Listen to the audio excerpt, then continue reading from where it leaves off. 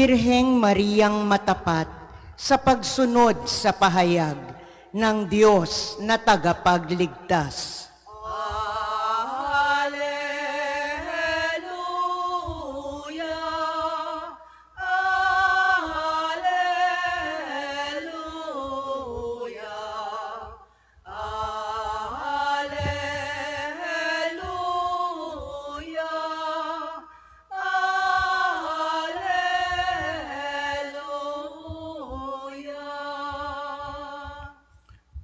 Sumainyo ang Panginoon. At sumaiyo rin. Ang mabuting balita ng Panginoon ayon kay San Lucas. Papuri sa iyo, Panginoon.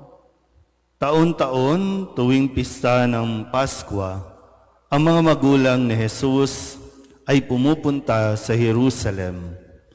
At nang 12 taon na siya, pumaroon sila gaya ng dati nilang ginagawa. Pagkatapos ng pista, sila'y umuwi na. Nagpaiwan si Jesus sa Jerusalem, ngunit hindi ito napansin ng kanyang mga magulang. Sa pag-aakala ng isa na si Jesus ay kasama ng isa, nagpatuloy sila sa maghapong paglalakbay. Nang malaman nilang hindi siya kasama, siya'y hinanap nila sa kanilang mga kamag-anak at kakilala. Hindi nila siya matagpuan, kaya't bumalik sila sa Jerusalem upang doon hanapin. At nang 3 araw, natagpuan nila si Jesus sa loob ng templo, nakaupong kasama ng mga guro. Nakikinig siya sa kanila at nagtatanong, at ang lahat ng nakarinig sa kanya ay namangha sa kanyang katalinuhan. Nagtaka rin ang kanyang mga magulang nang siya'y makita. Sinabi ng kanyang ina, "Anak, bakit naman ganyan ang ginawa mo sa amin? Balisang-balisa na kami ng iyong ama sa paghahanap sa iyo." Sumagot siya, "Bakit po ninyo ako hinahanap? Hindi ba ninyo alam na ako'y dapat na nasa bahay ng aking ama?" Ngunit hindi nila naunawaan ang pananalitang ito. Siya'y umuwing kasama nila sa Nazaret at naging isang masunuring anak. Ang lahat ng bagay na ito ay iningatan ng kanyang ina sa kanyang puso. Patuloy na lumaki si Jesus. Umunlad ang kanyang karunungan at lalong kinalugdan ng Diyos at ng mga tao. Ang mabuting balita ng Panginoon. Pinupuri ka namin, Panginoong Hesukristo.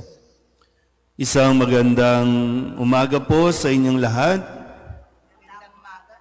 Kasunod po ng pagdiriwang ng dakilang kapistahan ng kabanal-banalang puso ni Jesus, ngayon naman ay ating pong ginugunita ang kapistahan para sa karangalan ng Mahal na Birhen, ang kanyang kalinis-linisang puso.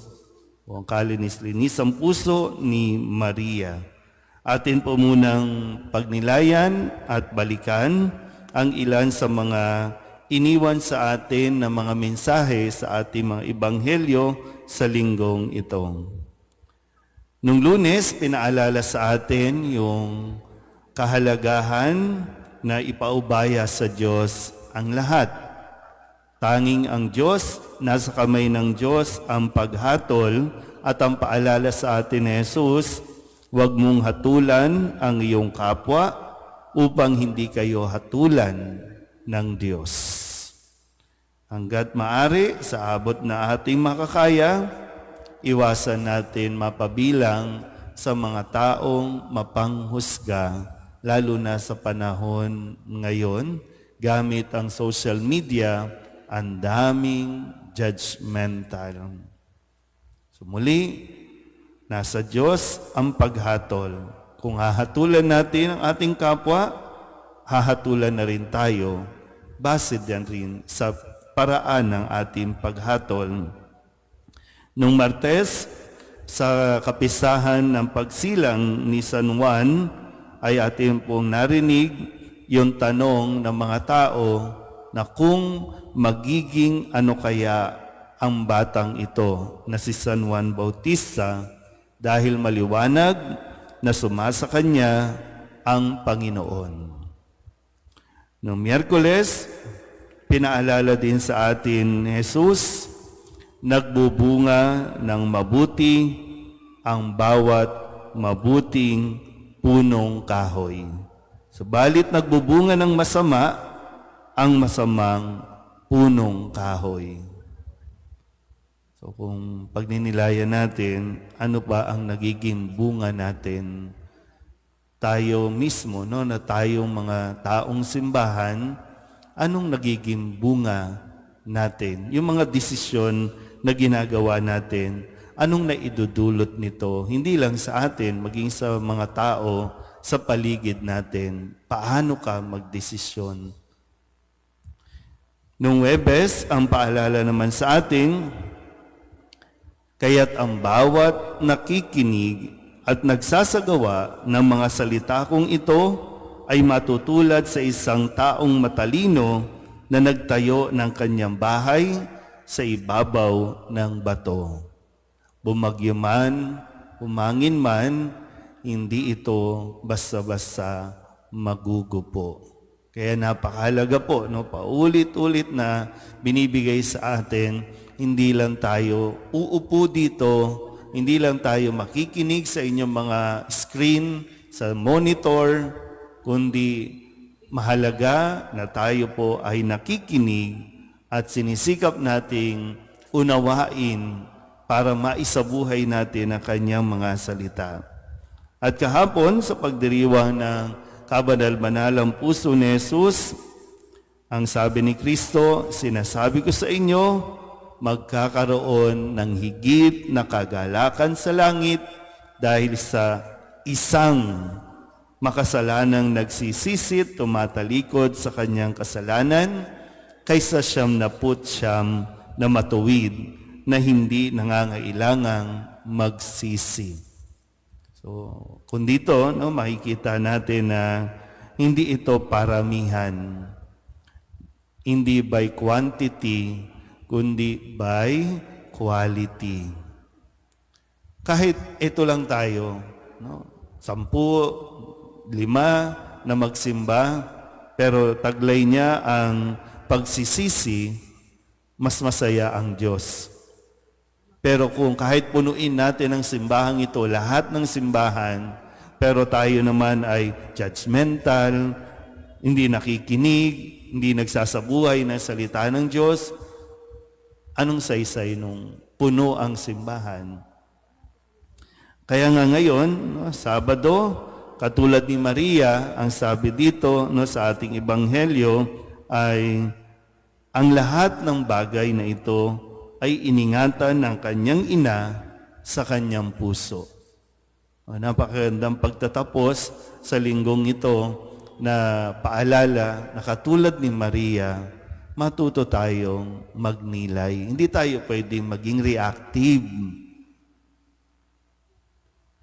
Pati sa pamilya, no? Kasi sa kwento natin sa Ebanghelyo, itong mag-asawang Jose at Maria, nawala sa kanila si Jesus. Naiwan. Hindi nawala, kundi nagpaiwan si Jesus nang hindi nila nalalaman dahil ang akala nila nasa kanya, sa akala naman ng isa, nasa kabila. Dahil may kanya-kanya silang pinagkaabalahan.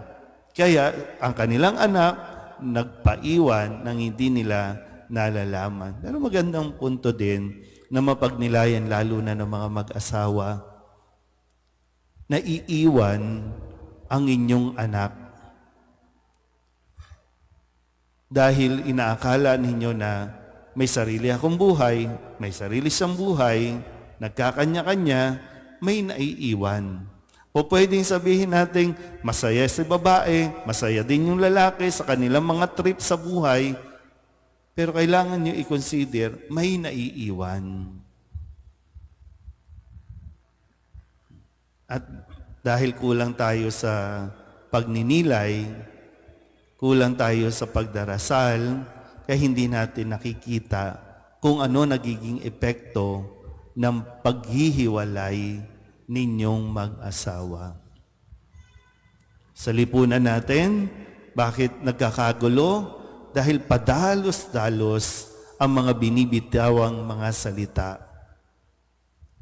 Sinasaklawang mga batas na hindi sinusunod. Kaya napakahalaga, no? At tulad ni Maria, pag-ingatan natin sa ating mga puso. Tingnan mo kung ano nangyayari. Pakinggan mo kung anong sinasabi ni Jesus. Isa puso natin ito, magiging maayos ang lahat. Amen.